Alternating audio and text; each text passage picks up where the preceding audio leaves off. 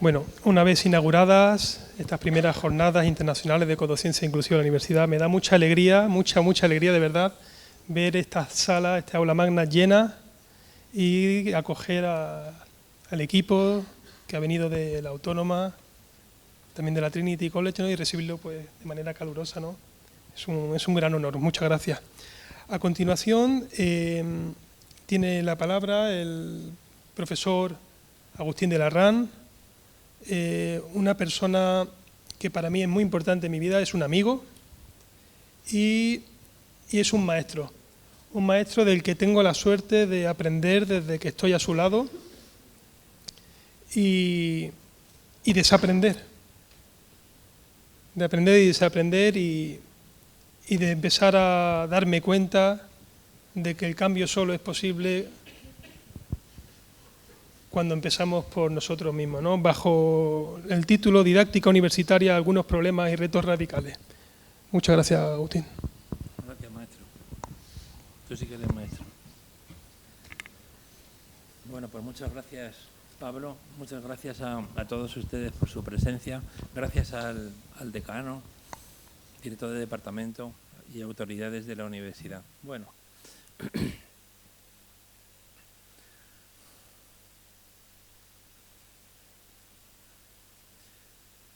Giner de los Ríos, que fue un pedagogo que se adelantó 25 años al movimiento de la nueva educación europea. Muchas gracias. Giner de los Ríos escribe lo siguiente, dice: ¿cuándo se darán cuenta los catedráticos de la universidad que la pedagogía tiene algo que ver con ellos? Esto fue a finales del 19. Y en el año 1953, Gregorio Marañón, este médico internista muy importante, escribió en un artículo en el ABC y decía: nada absurdo es eterno y no pasará mucho tiempo sin que se resuelva el problema de la universidad, el problema de raíz de la enseñanza universitaria. Desde el año 53 hasta ahora, yo pienso que sí hemos avanzado mucho, Aunque la didáctica universitaria como disciplina apenas se reconozca, solo la conocen o la conocemos los que nos dedicamos a ella. No la conoce nadie. Tú pregunta en farmacia y pregunta en ciencias, pregunta en ingeniería, ¿no? Y es una pena, porque en esta disciplina hay personas que podrían ayudar muchísimo a mejorar la universidad. Podrían ayudar muchísimo. Bueno, eso por un lado. Por otro lado, el objetivo de esta ponencia es compartir algunas ideas en torno a problemas de la didáctica universitaria y también de la enseñanza universitaria, entendidas y también no solo como disciplina, sino como práctica. Y yo diría, voy a intentar desarrollar un enfoque crítico, ¿vale? Crítico incluso hacia lo que hemos escuchado en la mesa hace un ratito, ¿vale? Yo diría que para empezar hay una raíz común de los problemas de la didáctica universitaria o de la enseñanza universitaria. Y esa raíz común consiste en ver. Y depende de ver. O sea, vemos poco. Y como vemos poco, lo que hacemos adolece de visión. En griego, ver es teo. De ahí viene teorein, teoría. Y mi conclusión, después de 30 y tantos años de indagación, investigación, reflexión, de todo, es que el problema fundamental de la educación en general y de la educación universitaria en particular es de teoría, o sea, de visión. Estamos llamando educación superior a lo que hacemos. Y eso que hacemos no es educación superior. Entre otras cosas, porque ni siquiera es educación. Y porque es muy raro y muy rara la profesora o el profesor universitario que tiene conciencia de ser educador. Y si no tiene conciencia de ser educador, ¿cómo es posible que llamemos a eso educación superior? ¿Superior? ¿En qué? Les voy a aportar, siempre como conclusiones, son conclusiones, un concepto de educación superior. No tienen por qué estar de acuerdo con nada de lo que digo, ¿eh? Para mí, desde mis conclusiones, la educación superior es aquella que tiene lugar en un contexto en el que hay o está una maestra o un maestro muy consciente. Ahí puede haber educación superior. La variable fundamental es la conciencia, que es el factor más importante de la formación y al que no le estamos haciendo ningún caso. Porque no trabajar la conciencia en didáctica o en pedagogía es algo equivalente a no trabajar la salud en la Facultad de Medicina. Entonces, la pregunta que me hago para continuar construyendo es una que se hacía mi maestro, Félix González Jiménez, catedrático de didáctica de la Complutense, y Félix una vez se preguntó, y no se me ha olvidado, se preguntó, ¿qué estamos haciendo y qué estamos construyendo? A lo que yo complementaría con qué estamos dejando de hacer y de construir. Porque si nuestra educación, si lo que hacemos fuese educación superior, nuestros éxitos educativos acreditados, vamos a pensar en el grado máximo, doctores y doctoras, ¿no? Vamos a pensar en el grado máximo de docentes, catedráticos y profesores titulares y tal. Pues tendrían que ser los seres más lúcidos, los seres más maduros, los seres más conscientes, los seres más sabios. ¿Y eso ocurre siempre así? No, no ocurre así. Entonces, algo muy gordo, es más gordo que yo, estamos dejando de hacer y estamos dejando de ver, porque es un tema de visión. No basta llamar educación a lo que hacemos. No.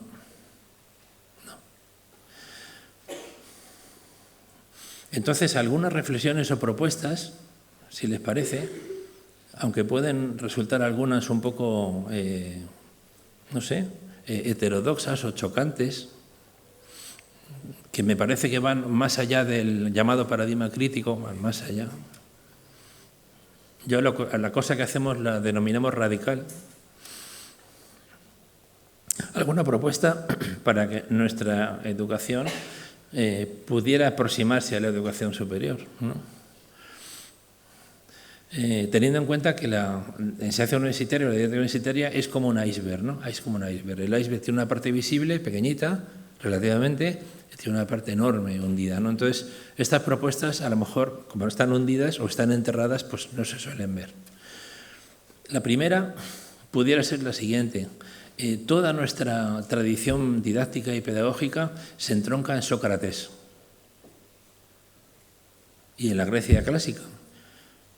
Toda. Pero Sócrates fue un ser que, desde el punto de vista educativo, es limitado. y además es superficial. Ha habido otros educadores y otros pedagogos radicales, mucho más profundos que Sócrates, como por ejemplo el Buda número 1, el primer Buda, o como por ejemplo los maestros del Tao, con los que no se puede comparar a Sócrates. Sócrates es un mosquito en la ventana comparado con ellos. Entonces, si fuéramos capaces de generar un fundamento epistemológico, síntesis entre Sócrates, la enseñanza del Buda, los maestros del Tao, algo de Confucio también, estaríamos generando una base importantísima desde la que a lo mejor sí podemos aspirar a la educación superior. Es completamente posible que nadie de aquí haya leído el Lun Yun de Confucio, o conozca el Zhuangzi, o sepa quiénes son los maestros del Tao, o haya leído nada de Buda, nada. O sea, y es una pena, porque lo que nos estamos perdiendo en educación es educación, no tiene nada que ver con religión, no tiene nada que ver con filosofía, nada. Lo que nos estamos perdiendo, ¿cuánto tiempo tiene que pasar para darnos cuenta de esto? Sociedad del conocimiento, venga ya. A lo mejor otra línea, otro aspecto que también puede chocar es algo que tenemos así delante, ¿no? Continuamente, ¿no? Es que toda nuestra educación, incluyendo la no universitaria, toda la educación, está articulada sobre aprendizaje.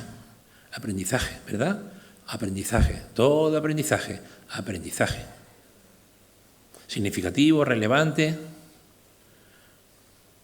Si profundizamos en estos autores que he dicho y se actualizan y los vemos distanciados, a lo mejor concluimos con lo siguiente. Con el aprendizaje, con el mejor aprendizaje posible, solo podemos llegar al campamento base de nuestra formación posible. Desde ese momento, desde el campamento de base hacia la subida del Everest, que sea, o el K2 o lo que sea, necesitamos hacer lo contrario de aprender. Aprender esencialmente es adquirir significados. Y elaborar es también adquirir, y es adquirir significados, desde el punto de vista de la Grecia clásica, de toda clase, emocionales, sentimentales, conceptuales, de procedimiento, de todo, todos esos significados. Psicomotrices, esos son conocimientos, todos son conocimientos. Bueno, pues para subir al Everest necesitamos soltar, dejar las mochilas atrás. Pues no podemos subir con todo eso, necesitamos perder. No es lo mismo que surjan células, que nazcan células, que se pierdan células muertas. Y nuestra educación está centrada en las células que nacen, en la presencia, y no en la pérdida, La pérdida, esto la enseñanza del Buda. Y es tan importante, pero tan importante, claro, como aquí no tenemos las sinapsis básicas no lo entendemos. Y entonces, digo, a lo mejor la mayoría, pero yo les invito a dudar y a meterse por ahí. Una enseñanza universitaria que se precie de superior no puede centrarse en aprendizajes, tampoco tiene sentido que se centre en competencias. Pero ¿cómo se va a centrar una educación en competencias?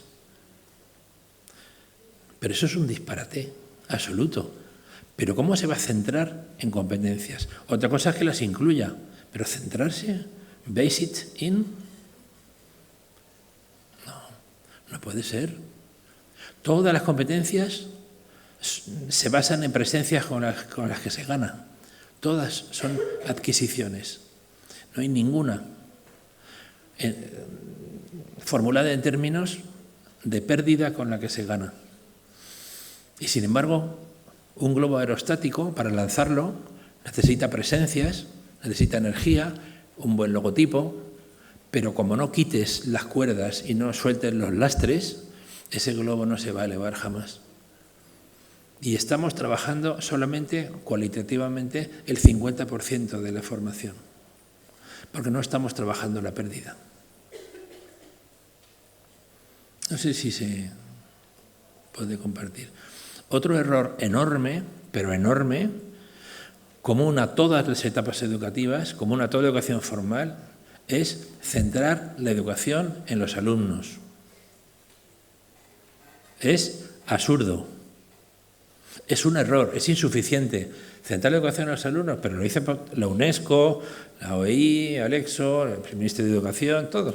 Centrar la educación en los alumnos. Pero vamos a ver, la causa de problemas educativos y de errores educativos más importante precisamente consiste en eso, en haber centrado la educación en los alumnos, porque lo que hacemos es responder a ese imperativo linealmente, convergentemente. Situación metafórica. Estamos en un avión y hay una pérdida de oxígeno. Caen las mascarillas. Como mi hijo chiquitico es el centro de la educación, pues le pongo la mascarilla, ¿no? Porque el camino más corto es la línea recta, ¿verdad? Pues no. En educación el camino más corto nunca es la línea recta. Siempre es la curvatura. Entonces, si realmente nos importan nuestros hijos, si realmente nos importan, deberíamos ocuparnos de nosotros primero. Y eso no lo estamos haciendo. Estamos ocupándonos de ellos primero.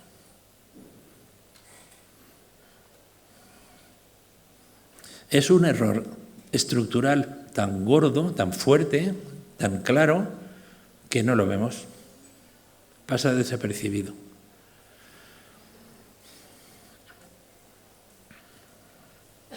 Es una posibilidad, ustedes no me crean, valórenlo, considérenlo, etc. Otra cuestión posible, quizá interesante, de cara al posible tránsito de lo que hacemos o de lo que tenemos a una educación, entre comillas, superior, tiene que ver con la innovación, con el cambio.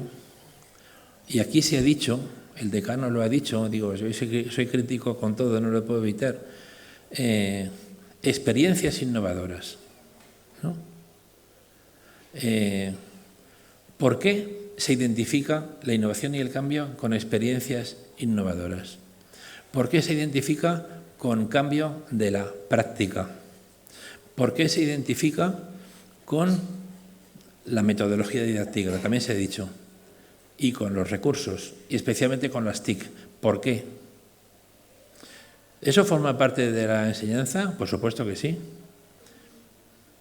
Pero el oleaje no es el océano. Y eso es oleaje. Eso es periferia.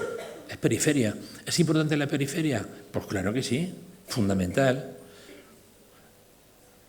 Desde la complejidad decimos siempre sí a todo, sí a todo. Pero hay un fragmento de Heráclito que desde mi perspectiva es el origen de la complejidad, lo primero que hay para fundamentar la complejidad, y tiene que ver con la visión, o sea, con la teoría, que estoy conjeturando, que es lo que nos falta, que dice lo siguiente. Ustedes conocerán el fragmento ese que dice nadie se bañará dos veces en el mismo río, ¿no? Eso es muy conocido. Pero hay otro fragmento, ese fragmento es dual. Es maravilloso, pero es dual. Pero tiene otro fragmento no dual, que es, desde mi perspectiva, el origen de la complejidad, y es brutal. Dice, nos bañamos y no nos bañamos en el mismo río. Eso es, eso sí, eso sí.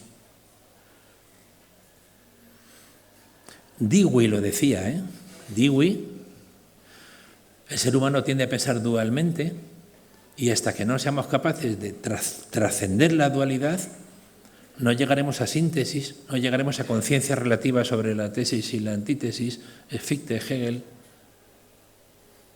y tenemos la realidad social y también personal descompuesta por la dualidad.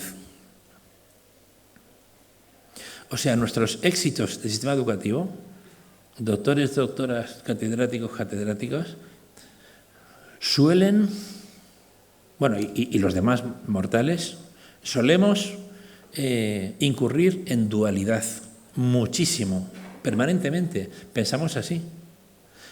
Nuestra razón es parcial y sesgada.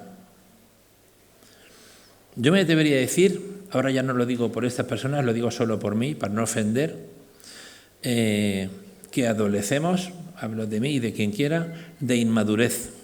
Somos personas inmaduras, estamos en proceso de madurez. Somos personas egocéntricas, luego inmaduras. Somos personas también inconscientes, no en alguna medida, sino en mucha medida. Pensamos que estamos despiertos, pensamos que estamos conscientes, no es verdad. William James, Nicolás Caballero, José Martí, Schopenhauer, Krishnamurti y otras muchas personas muy sabias y muy conscientes han dicho, el ser humano, Jung también, el ser humano está semidormido, estamos todos semidormidos. Y precisamente una función de la educación es despertarnos, ser más y más conscientes, ver más. Decía Teilhard de Chardin en la primera página del Fenómeno Humano, ver más es ser más. Y decía también que ver es prácticamente la gran tarea de la vida. Tiene mucho que ver con la formación, pero la práctica solo no nos lleva a eso.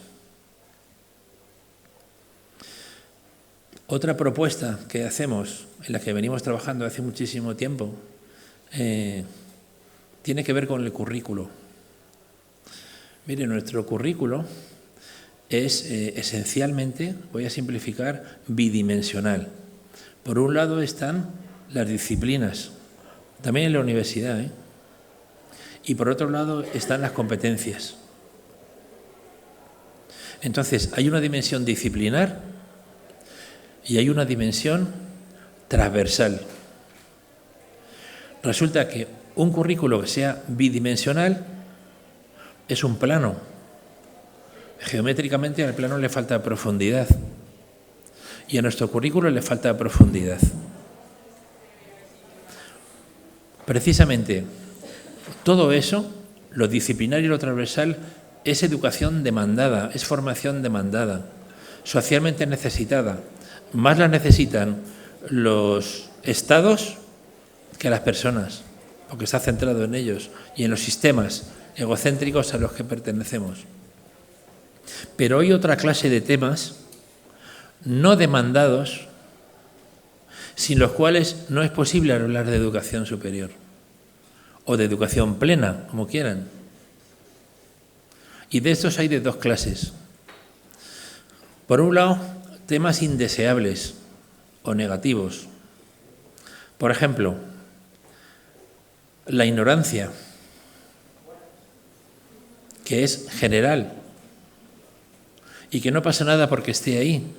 Lo grave no es la ignorancia, sino la ignorancia de la ignorancia. Eso es lo grave. O sea, en la mesa del despacho de Newton, cuando falleció, había un ejemplar de los principios de matemática y estaba escrito a mano, manuscrito: conocemos una gota, desconocemos un océano. Conocemos una gota, desconocemos un océano. Lo que significa que objetivamente todos somos sobre todo ignorantes, porque todos desconocemos un océano. O sea, un premio Nobel es un ser ignorante. Y de hecho, si vas a escritos de la última parte de la vida, por ejemplo, en física, de Schrödinger, de Pauli, de Eddington o de Heisenberg, ellos reconocen que son ignorantes. Se saben ignorantes lúcidos. Eso hay que trabajarlo en formación. La conciencia de ignorancia es fundamental, no sobre 4 saberes que ni siquiera son tuyos. Otro tema radical es la inconsciencia, le hemos hecho ya una referencia.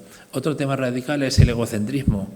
Estamos en una sociedad del egocentrismo. Por todas partes, sistemas egocéntricos a los que pertenecemos y cuya prioridad siempre es el propio interés y el propio desarrollo. Y los demás, va. Y esa sociedad es la que hemos creado y esa predominancia es la que hay. Otro tema radical muy importante es el razonamiento parcial o sesgado. Sesgado hacia la superficie, o sea, superficial. Y todo eso, desde mi perspectiva, y a lo mejor estoy equivocado, pero todo eso define, y hemos hecho un intento de definición por ahí en algún trabajo, lo que podría denominarse discapacidad intelectual de las personas que creemos que no tenemos discapacidad intelectual, porque claro que la tenemos, porque eso es absolutamente lamentable y es una discapacidad, y hay otras personas que eso no lo tienen. ¿Cómo es posible que una educación pretendidamente superior todo esto no lo vea, ni lo incorpore, ni trabaje, por ejemplo, otro tema radical, indeseable, como es la inmadurez generalizada de la sociedad? Hay muchísima cantidad de población adulta cuya característica es la inmadurez. Y también hay muchísimas personas con no sé cuántos títulos de no sé qué, cuya característica es la inmadurez o el egocentrismo. Si el egocentrismo, la conciencia y el autoconocimiento esencial, no el autoconocimiento existencial de la psicología, cuidado, ni de la pedagogía, el autoconocimiento esencial, si eso no está en la educación, jamás será superior. Y sin meditación no hay educación superior. Nos gustan mucho las evidencias, ¿no? Indaguen ustedes sobre los efectos orgánicos y sociales de la meditación. La primera metodología educativa de la historia, es la meditación. El primer método de enseñanza, el diálogo socrático. Pero claro, como estamos siguiendo a Sócrates, vamos por ahí. No, yo digo, vamos a pensar en otra clave, en otro hemisferio cultural, y digo, la primera metodología educativa de la historia es la meditación. Pero ¿cómo es posible? Yo lo decía en mi tesis, en el año 95, ha llovido un montón, ¿no? Pero ¿cómo es posible que todavía la meditación no sea una normalidad en la formación de educadores? O de investigadores. Porque ¿cómo va a ser lo mismo un investigador o investigadora meditadora que un investigador no meditador? No puede ser igual. Indaguen en esos efectos. Por cierto, meditación no es mindfulness. Mindfulness es un opuesto a la meditación. Y otros temas radicales que no se demandan, que no son situados, que son universales, que son perennes, que no son extraños a los educadores y educadoras más conscientes, otros temas radicales, podían ser, y sin los cuales no puede haber educación superior. Por ejemplo, la meditación, esa es una. El amor es otro. ¿Cómo es posible que el amor no sea un ámbito formativo fundamental? Pues no lo es. La conciencia es fundamental, pero ¿cómo es posible que no estemos familiarizados con la conciencia, que no se investigue? Se investiga en aprendizaje. El aprendizaje, lo que nos queda, Bueno, esa es mi perspectiva. Yo puedo estar equivocado,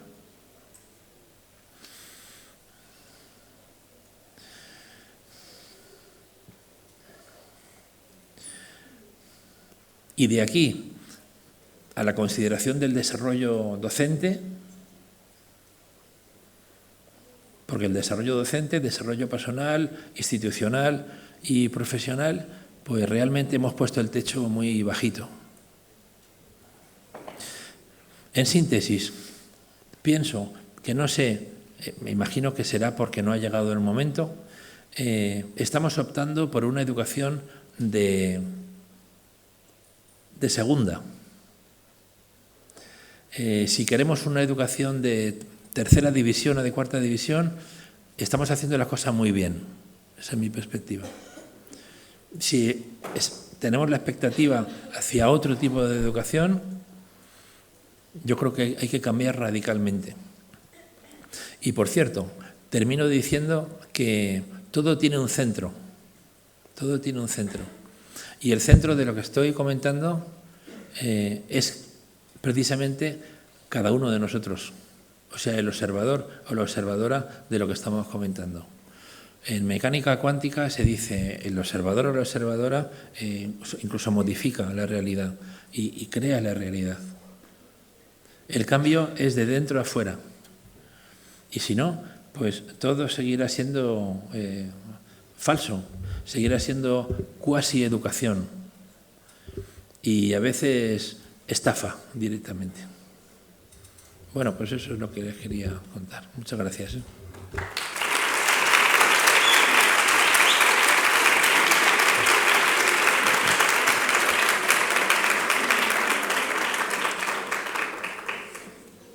No sé si alguien quiere participar, así podemos dialogar un poco.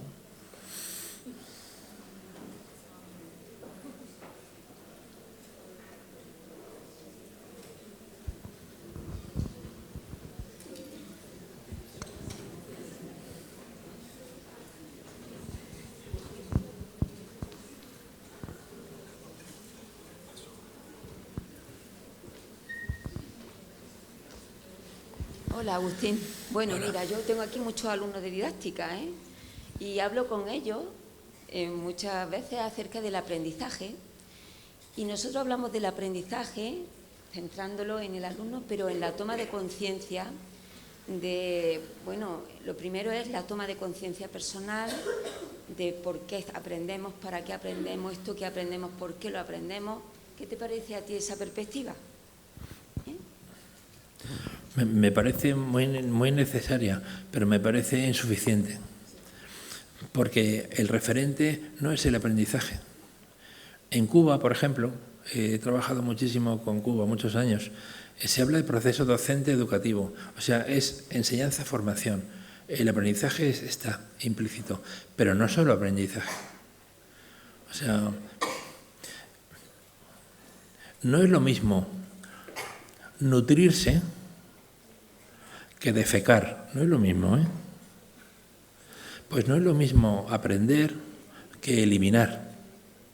O no es lo mismo integrar significados de forma relevante, significativa y todo lo que tú quieras, que ni aprender ni no aprender. Porque en meditación, nada. Y eso aporta un cambio que hasta se puede medir, es que hasta se mide, o sea, orgánicamente el sistema inmunitario, relaciones con los demás, se te afina la inteligencia de una manera brutal. Nos queda mucho por completar procesos formativos y hemos comprado absolutamente el discurso de la psicología, que es aprendizaje, aprendizaje, aprendizaje, y yo creo que es hora de que la pedagogía y la didáctica pues lleven el timón de su propio vehículo, porque por ahí no vamos bien. Pero si no nos importa que vayamos mal, pues podemos ir muy bien. El problema es responder a la pregunta que creo que hacía al principio de Félix González Jiménez. ¿Qué estamos haciendo y qué estamos construyendo? Y a partir de ahí, en gran medida, aplicarnos el cuento que contamos a los alumnos. Porque otro problema de la didáctica universitaria es que no hay liderazgo reconocido. Como no se conoce, no hay liderazgo. Pero tendría que ser reconocido lo que hiciéramos nosotros los de didáctica y tal, tenía que ser lo mejor en didáctica, en toda lógica. Pero también por eso somos los más incoherentes. Y Confucio, en el Unyun, voy a decir algo de Confucio para que la gente vea qué cosas dice este señor. En el Unyun dice: Bueno, para entenderlo, explico. En la época de Confucio había castas. Y el que nacía pobre moría pobre y el que nacía superior moría superior. Entonces Confucio se enfrenta a eso y dice, la persona superior no es la persona superior de origen de nacimiento, es quien primero se forma, después hace las cosas y finalmente habla de ellas. Eso en el frontispicio de los profesores de la Facultad de Educación. Porque si solo aplicáramos lo que predicamos, pero no lo hacemos, normalmente no lo hacemos. Somos unos estafadores, y yo me incluyo, y eso no puede ser. Entonces, ¿cuál es el...? ¿Por dónde empezamos? Joder, por nosotros, por nosotros. Autoevaluación formativa, lo que sea, pero date cuenta de lo que estás haciendo. Y por favor cambia, pero cambia radicalmente, no periféricamente. Ese es mi punto de vista.